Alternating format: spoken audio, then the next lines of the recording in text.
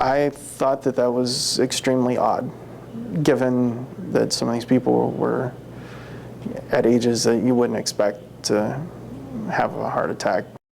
A son has more questions after his seemingly healthy dad died in the Dominican Republic 1 year ago today. That death came before a string of tourists began dying in that country this year.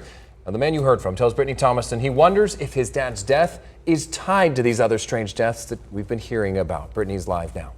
Lindsay and Spencer, over the last few weeks, several tourists have died while staying at Dominican Republic resorts, all with something in common. They died from heart and respiratory problems, the same cause of death for the father of one Arizona man. This has been the worst year I've had, and it's just not worth the risk. Mark Hurlbut Jr. warning travelers. His dad, Mark Sr., died in Punta Cana last June. He says Mark Sr. and his wife felt sick the night before he died. She woke up and he didn't.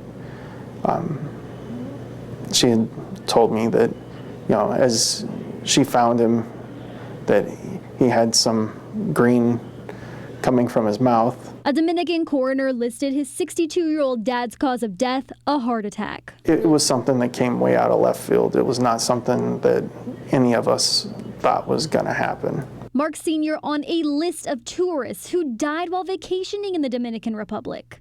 Some seemingly quite healthy people seem to be having heart attacks out of the blue. He does not think it's a coincidence.